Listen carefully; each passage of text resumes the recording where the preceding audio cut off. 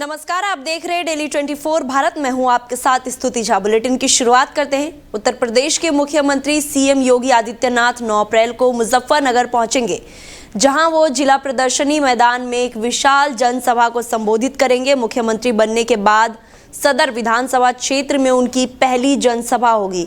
इस दौरान मुख्यमंत्री रोजगार मेले का उद्घाटन भी करेंगे। कार्यक्रम की जानकारी देते हुए कौशल विकास मंत्री कपिल देव अग्रवाल ने बताया है कि यह आयोजन जिले के बेरोजगार युवाओं के लिए बड़ा अवसर साबित होगा। रोजगार मेले में करीब 150 राष्ट्रीय और अंतर्राष्ट्रीय कंपनियां भाग लेंगी, जो विभिन्न क्षेत्रों में नौकरी के अवसर प्रदान करेंगी।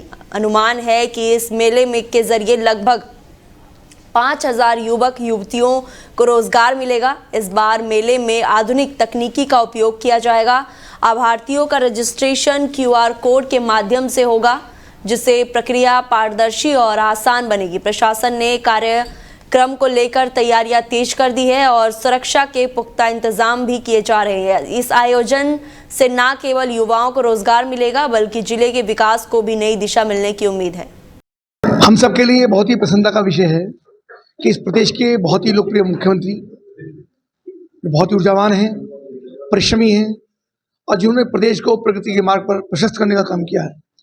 ऐसे श्री योगी आदित्यनाथ जी 9 अप्रैल को मुजफ्फरनगर के नुमाइश मैदान में एक विशाल जनसभा को भी संबोधित करेंगे और एक वृहद रोजगार मेला हमने आयोजित करने का काम किया है। जो हमारा विभाग है व्यवसाय शिक्षा कौशल विकास, जो युवाओं को प्रशिक्षित करके लगातार रोजगार देने के नए नए अवसर प्रदान करता है, उन सब ने विभाग के माध्यम से 150 बड़ी कंपनियां, जिसमें मुजफ्फर स्तर की कंपनियां भी होंगी, जो मुजफ्फर फैक्ट्रियां वो भी होंगी, मेरठ से, गाजियाबाद से, नोएडा से और नेशनल इंटरनेशनल लेवल की ऐसी बड़ी कंपनियां जो लगभग 5000 युवाओं को रोजगार के अवसर प्रदान करेगी, एक टारगेट लेकर के मुजफ्फरनगर में आ रहे हैं। उन सबको हमने आमंत्रित किया है। यानी कि अपॉर्चुनिटी मुजफ्फरनगर जनपद, सहारनपुर, मेरठ यानी मुजफ्फरनगर और सहित सहारनपुर मंडल, मेरठ मंडल, ऐसे युवकों को हमने आमंत्रित किया है। QR कोड हम जारी करेंगे, उन पे बच्चे रजिस्ट्रेशन कराएंगे और उनकी डिमांड या उनकी क्वालिटी के हिसाब से, उनकी शिक्षा के हिसाब से उनको वो कंपनी कॉल करेगी और तत्काल पहुँच इंटरव्यू भी होंगे और वहीं पर उनकी नियुक्ति भी होगी।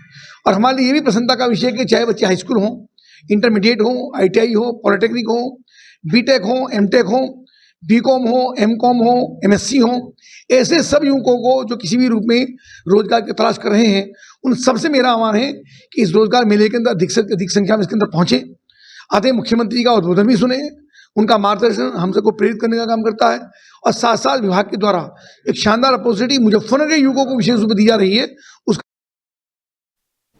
वहीं दिल्ली विधानसभा की सुरक्षा में हुई बड़ी चूक के मामले में पुलिस ने कार्रवाई करते हुए आरोपी को हिरासत में ले लिया है।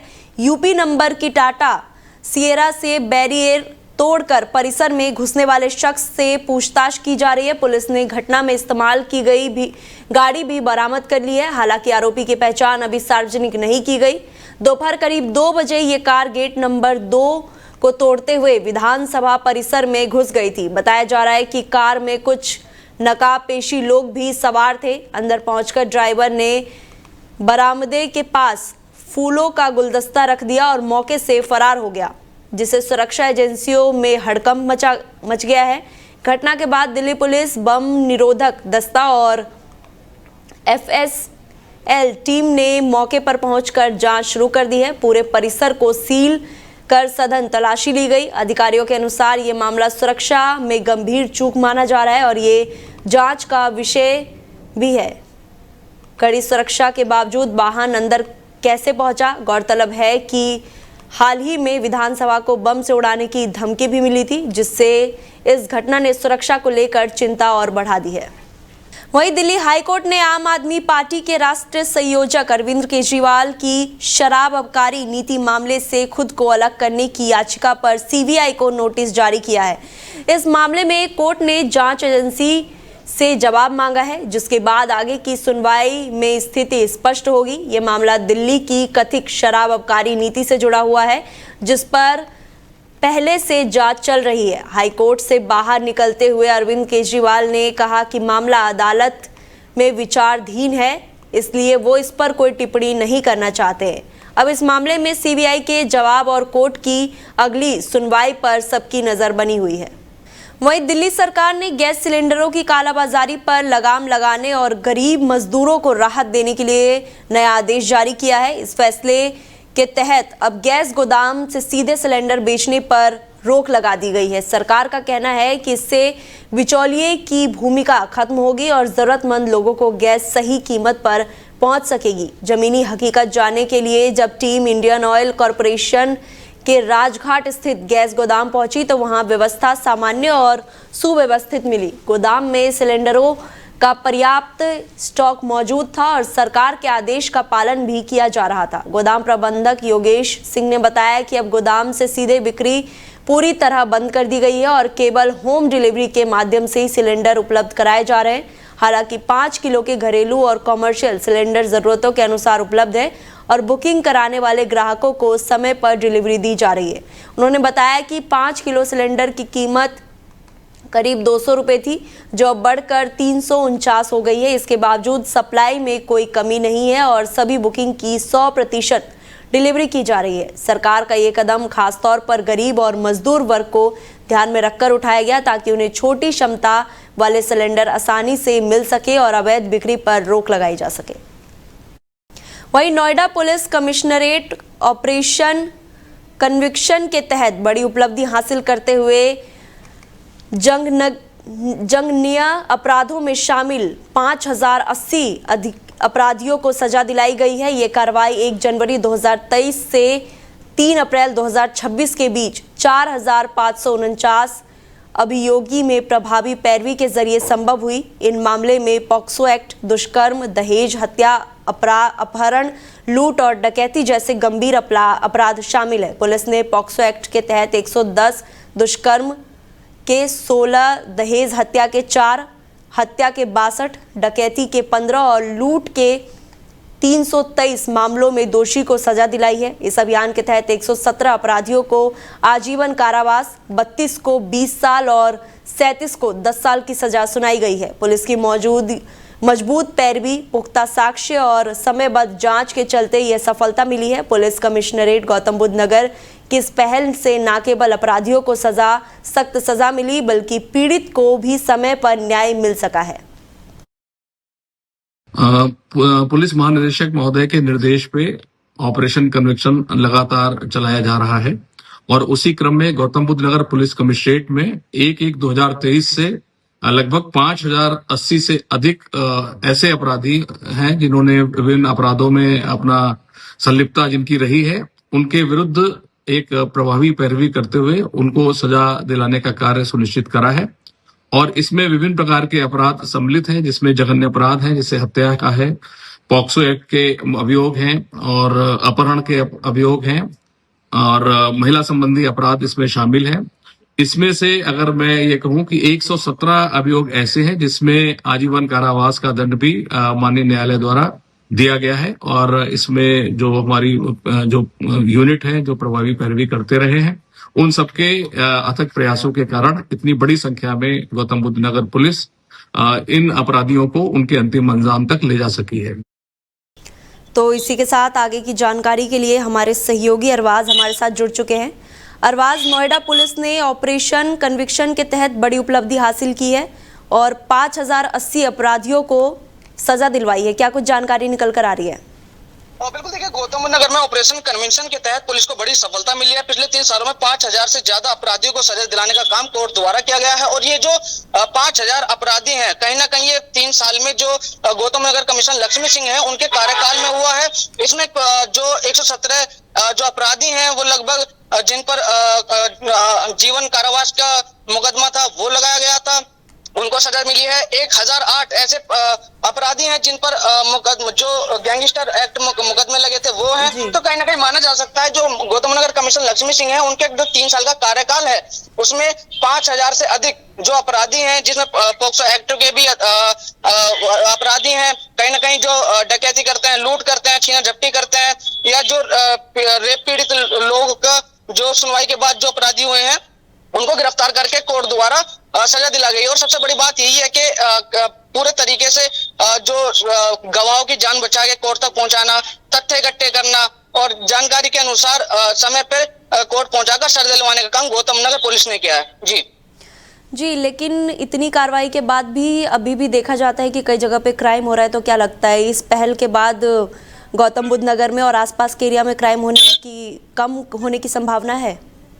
बिल्कुल, देखिए जो गौतम नगर कमिश्नर हैं लक्ष्मी सिंह, जो जॉइंट कमिश्नर हैं, उन्होंने आज साफ तौर पर कहा है कि हम ऐसे जो भी अभियान है वो लगातार चलाते आएंगे, चाहे वो नशे के खिलाफ हो, चाहे वो किसी भी चीज के खिलाफ हो, अभियान लगातार चलते रहेंगे और जो ऐसे अपराधी हैं उनको लगातार सजा दिलाने का काम नोएडा पुलिस करेगी। नोएडा पुलिस का ये काम जिस तरीके से पूरे देश में इस वक्त वाह हो रही है, पूरे उत्तर प्रदेश में वाह हो रही है, तो कहीं ना कहीं जो नोएडा गौतम नगर कमीशन है वो नंबर 1 पर आ चुकी है। जी, बहुत बहुत धन्यवाद जानकारी के लिए। वहीं जेईई मेंस परीक्षा के दौरान नकल का एक चौंकाने वाला मामला सामने आया है। भिलाई 3 स्थित परीक्षा केंद्र पर एक परीक्षार्थी ने चप्पल के अंदर मोबाइल फोन छिपाकर नकल करने की कोशिश की। ये घटना Parthavi engineering and management college में 2 अप्रैल को आयोजित परीक्षा के दौरान हुई थी। आरोपी परीक्षार्थी आदित्य कुमार को पुलिस ने हिरासत में लेकर पूछताछ शुरू कर दी है। जानकारी के अनुसार परीक्षा के दौरान उसकी गतिविधियां संदिग्ध लगी। वो बायो ब्रेक के लिए वॉशरूम गया और करीब 20 मिनट बाद लौटा। वापस आने पर उसकी चप्पल असामान्य थी, जिससे सुरक्षा गार्ड को शक हुआ। जांच में सामने आया कि चप्पल को अंदर से काटकर उसमें मोबाइल फोन छिपाया गया था।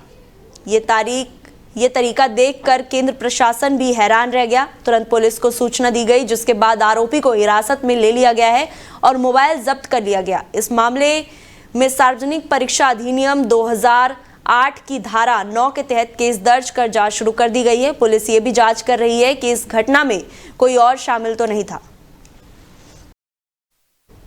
वहीं गाजियाबाद के लोनी क्षेत्र में हिंदू रक्षक दल द्वारा राष्ट्रीय अध्यक्ष पिंकी चौधरी के नेतृत्व में एक विशाल शोभा यात्रा निकाली गई। इस शोभा यात्रा में बड़ी संख्या में लोग शामिल हुए, लेकिन एक झांकी को लेकर विवाद खड़ा हो गया है।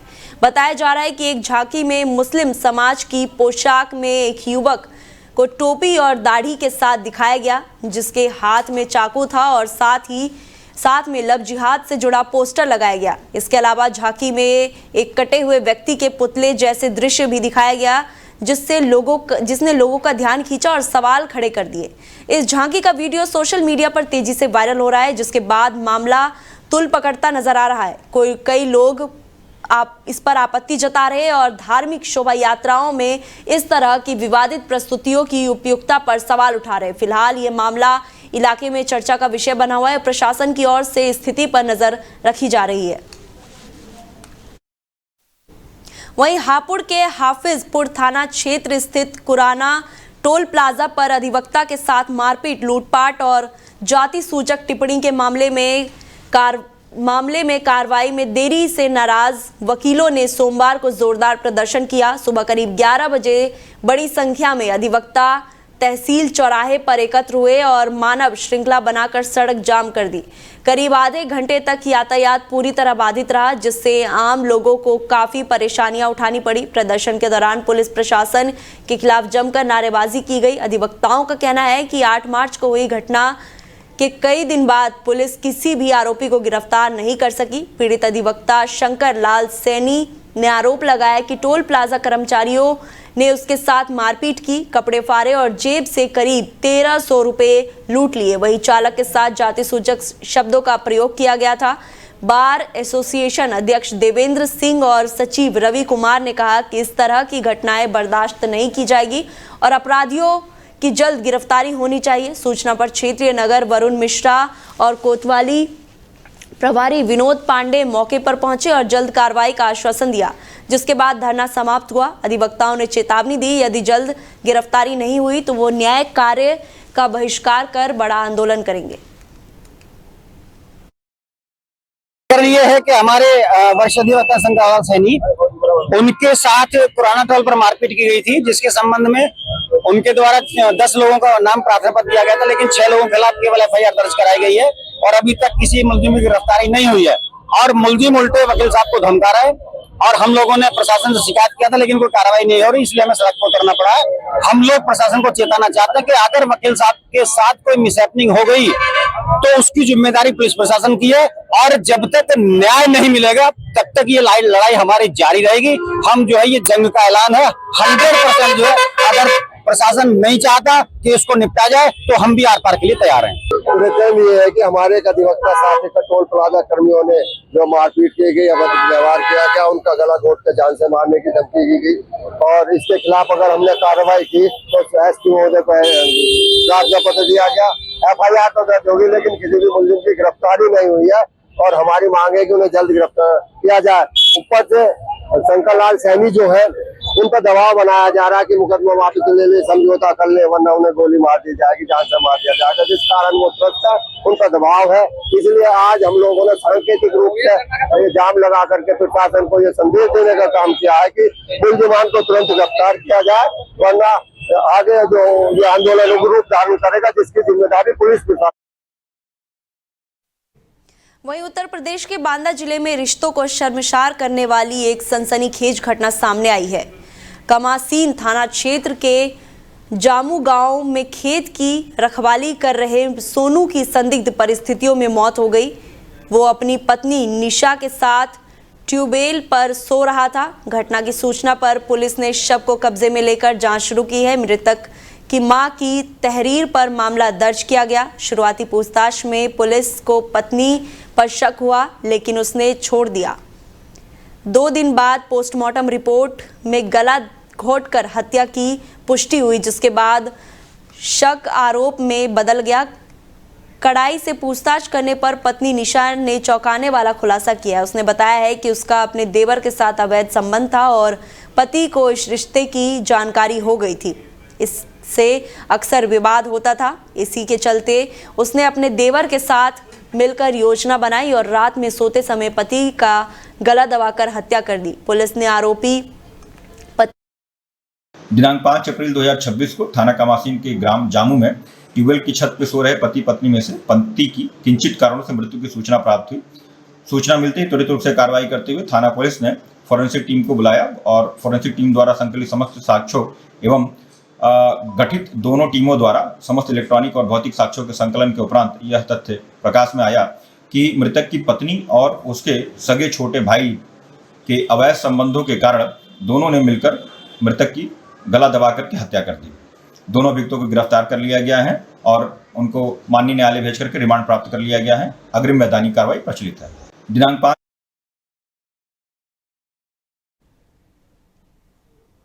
वहीं उत्तर प्रदेश के मुजफ्फरनगर जनपद में रविवार को अखिल भारत हिंदू महासभा और अंतर्राष्ट्रीय संत महासभा के नेतृत्व में नगर भर में विशाल भगवा रैली निकाली गई। इस रैली में सैकड़ों लोग और यूपी सरकार के मंत्री कपिल देव अग्रवाल भी शामिल हुए। रैली के माध्यम से आयोजकों ने 11 प्रमुख मांगों की आवाज उठाई, जिसमें सबसे अहम थी नाथूराम गोडसे को भारत रत्न से सम्मानित करना, मुजफ्फरनगर का नाम बदलकर लक्ष्मीनगर करना, भारत को हिंदू राष्ट्र घोषित करना और कृष्ण जन्मभूमि को मुसलमानों से मुक्त कराना। इसके अलावा उन्होंने मुसलमानों का अल्पसंख्यक दर्जा समाप्त करने और हिंदू तीर्थ स्थलों में मुसलमानों का प्रवेश वर्जित करने की भी मांग की। रैली में नाथूराम गोडसे की फोटो भी प्रदर्शित की गई। अखिल भारत हिंदू महासभा के कार्यकारिणी अध्यक्ष योगेंद्र वर्मा ने बताया कि ये रैली पिछले 14 वर्षों से लगातार नगर में आयोजित की जा रही है। रैली हिंदू महासभा कार्यालय से शुरू होकर शिव चौक तक पर संपन्न हुई। इस भगवा रैली का आयोजन 11 मांगों को लिया गया है, जिसमें हमारी अनेक मांगे हैं, जिसमें सर्वप्रथम हमारी मांग है मुजफ्फरनगर को लक्ष्मीनगर का नाम दिया जाए, भारत को हिंदू राष्ट्र घोषित किया जाए, नाथूराम गोडसे को भारत रत्न से सम्मानित किया जाए और कृष्ण जन्मभूमि को मुसलमानों से मुक्त किया जाए। इसके अलावा मुसलमानों की जो आबादी है वो 25% से ज्यादा हो चुकी है, तो उनका अल्पसंख्यक दर्जा समाप्त किया जाए और भारत के जितने भी तीर्थ स्थल है, जिस प्रकार मक्का मदीना में हिंदू नहीं जा सकता, तो मुसलमानों का प्रवेश भी वहाँ वर्जित किया जाए। अब जो यात्रा चल रही है भगवा यात्रा, इसमें जो है कि नाथूराम गोडसे की फोटो लगाई गई है। देखिए, नाथूराम गोडसे जो है वो हमारे आदरणीय हैं, उनके द्वारा बताए गए मार्गों पर हिंदू महासभा चल रही है, क्योंकि यदि वे गांधीवत न करते तो आज देश ये हिंदू राष्ट्र नहीं बल्कि इस्लामिक राष्ट्र होता। तो और क्या मांग रखी जा रही है? 11 मांगे हैं। गोवंश को राष्ट्रीय धरोहर घोषित किया जाए, ये भी हमारी मांग है। जो हमारे पुलिस के जवान हैं उनकी 8 घंटे की ड्यूटी की जाए और उनका जो वेतन है उसे बढ़ाया जाए। और जो यात्रा कहाँ का आपकी यात्रा का रूट ये हिंदू महासभा कार्यालय से प्रारंभ होकर शहर के विभिन्न मार्गों से होते हुए शिव चौक पर संपन्न हो। इस भगवा रैली वहीं गाजियाबाद के भोजपुर थाना क्षेत्र में एक महिला ने थाना प्रभारी को लिखित शिकायत देकर पड़ोस के युवक और उसके साथियों पर गंभीर आरोप लगाए हैं। महिला का आरोप है कि आरोपी उसके बेटे के साथ मारपीट करने पहुंचे और इसी दौरान उसने उसके साथ जबरदस्ती कर दुष्कर्म का प्रयास किया। विरोध करने पर महिला और उसके बेटे के साथ बेरहमी से मारपीट की गई। महिला ने आरोप लगाया कि आरोपियों ने उसे फांसी देकर जान से मारने की कोशिश की, जबकि उसके बेटे की नाक तोड़ दी और आंख फोड़कर अंधा करने की कोशिश की। पीड़िता का कहना है कि आरोपियों ने 10 दिन के अंदर जान से मारने की धमकी दी है। महिला ने पुलिस से कार्रवाई और सुरक्षा की मांग की है। फिलहाल पुलिस पूरे मामले की जांच में जुटी हुई है। में घेर के गोबलू के खेत में मुझे मेरी बेइज्जती करने की कोशिश करी। मेरे लड़के ने बचा तो मेरा लड़का भी खूब पिटा। दोनों है, शुभम और ब्रजेश। आपके गले पे कहाँ के निशान है? रस्सी से गला काटने की कोशिश की, मारने की कोशिश करी मुझे। छाती पे बैठ के मेरे ऊपर लौट के गंदी जगह हाथ लगाने की कोशिश करी, मेरा करने की कोशिश करी। अब आप क्या चाहते हैं? मैं फैसला चाहती हूँ, मैं इंसाफ चाहती हूँ। मैं इंसाफ चाहती हूँ, मुझे इंसाफ मिलना चाहिए। मैं कल खेत पे ट्रॉली भर के जा रहा था। मेरी मम्मी जो थी लेबरों के लिए चाय पानी 100 ये लाई थी, तो हमने जो है लेबरों को उनका ये सब दे दिया, उनका सामान जो था। फिर जब मैं मिल में चलने लगा, मम्मी कह रही थी कि अपने ताऊ से पूछ ले कि ये जो है ज़मीन इन्होंने मटर काट ली तो ये अब देंगे या नहीं देंगे। मैं यही बात पूछने गया तो उन्होंने बहस करनी शुरू कर दी। बहस कर मेरे ताऊ ने और उसके लड़के ने बहस में मेरी मम्मी भी मेरी जड़ में खड़ी थी। बहस में उसका लड़का जो था, मेरे ताऊ का लड़का, मेरे पास आके खड़ा हो गया और मेरी गर्दन जो है मुझे नीचे डाल दिया, मारपीट करने लगा। मेरी मम्मी जो मुझे करने की कोशिश मेरी मम्मी जो मुझे छुड़ाने आई तो मेरे ताऊ ने मेरी मम्मी को दूर फेंक के बेइज्जती करने की कोशिश करी, मारपीट करी। हाथ लगाए मेरे गले पे निशान है, रस्सी से गला घोटने की भी कोशिश करी। और जब मैं बीच में उन्हें जैसे उसका लड़का उसका दोस्त मेरे मतलब बजाने लग रहे थे, उनसे हट के बीच में छुड़ाने भी आया तो मुझे दोनों खींच के दूर ले गए। वहीं गाजियाबाद के विजयनगर थाना क्षेत्र में राहुल बिहार स्थित विजयनगर फ्लाईओवर के नीचे देर रात एक स्कॉर्पियो क्लासिक में अचानक आग लग गई। घटना की जानकारी मिलते ही फायर विभाग की टीम मौके पर पहुंची और होज पाइप के जरिए पानी डालकर आग पर काबू पाया।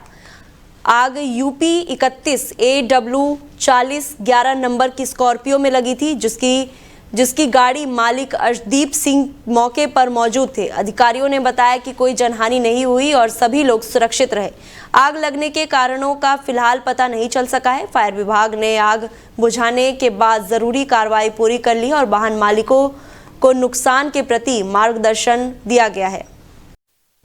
वहीं मुजफ्फरनगर में एडवोकेट समीर सैफी की हत्या मामले में ADJ-FTC 3 कोर्ट के न्यायाधीश रविकांत दिवाकर ने फैसला सुनाया है। अदालत ने 3 आरोपियों को फांसी की सजा और 1 आरोपी को 7 साल कैद की सजा सुनाई है। अदालत ने आरोपियों पर आर्थिक दंड भी लगाया है।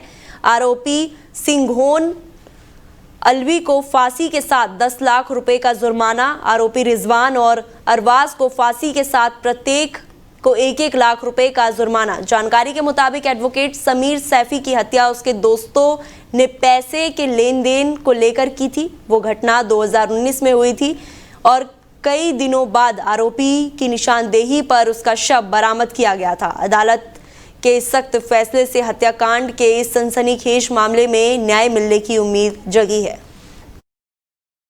एक समीर सैफी एडवोकेट थे। 2019 में वो समीर सैफी बार एसोसिएशन में उनके चैम्बर अलॉट किया गया था। 15 अक्टूबर को समीर सैफी के चैम्बर का उद्घाटन हुआ था और भी 2-3 उनके साथियों के चैम्बर के उद्घाटन उस दिन हुए थे। जब चैम्बर उद्घाटन करने के बाद शाम को वो घर गए, उसके बाद उसी शाम वो गायब हो गए। उनके फादर मोहम्मद अजहर ने उसी दिन शाम को रात में थाना कोतवाली में समीर सैफी की गुमशुदगी दर्ज कराई, लेकिन उनका कुछ पता नहीं चल पाया था।